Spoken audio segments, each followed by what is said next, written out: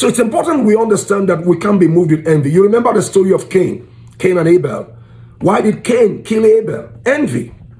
And at the end of the day, Cain's life was never the same again. He became a destitute, he became a vagabond, all because he allowed envy to take a better part of him. It's even worse when the people you are envious of are people under. You have no reason to be envious. Here's what you do in order not to be envious, even though that's not the focus of this teaching. Celebrate gifts. Praise talents.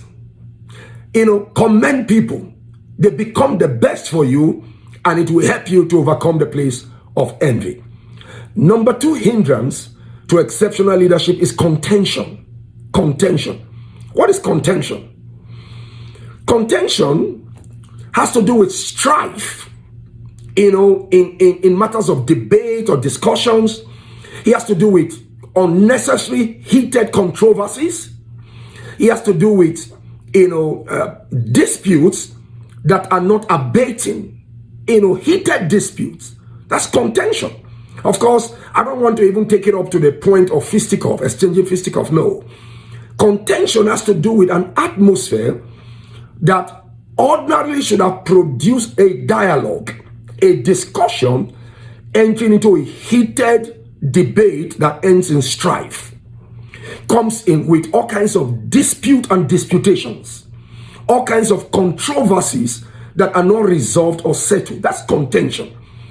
A leader should understand that the moment the atmosphere is contentious, productivity diminishes, creativity dies, ingenuity is buried. You can't allow contention. There is nothing more enhancing than an atmosphere of peace, an atmosphere of calm and gentility, an atmosphere of reasonableness. A friend of mine once told me several years ago that when you see people raise their voice, it may likely mean that they have no capacity to improve their argument. Because he says, instead of you to raise your voice, improve your argument. If you are right, you are right. And if the person cannot see your rightness, raising your voice does not make the person see. Possibly if you improve your argument or come from a different perspective, the person possibly may better understand. So there's no raising your voice. Just improve your argument. And I agree with that. In the book of Proverbs chapter 13 verse 10, the Bible says, only by pride comes contention. The reason people want to contend, want to become heated, want to insist on their position, regardless of what the posturing of the other party is, the Bible says it's because of pride. You want to make sure that your position has the upper hand. Now listen, it's important you know that clarity and understanding can be progressive.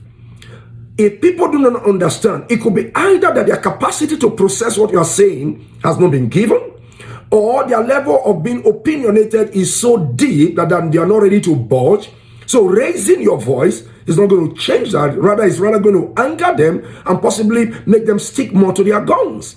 So what do? Improve your argument, let off steam, take a retreat, come back to the matter again, ask the person, okay, you know what, we don't have to get into all the disputations, heated argument, you go consider it, we'll come back again, possibly, resonate, let it resonate in your heart, talk it over with the 1 or 2 persons, and let's get back to the discussion table. You don't have to allow contention, because contention brings the worst out of people.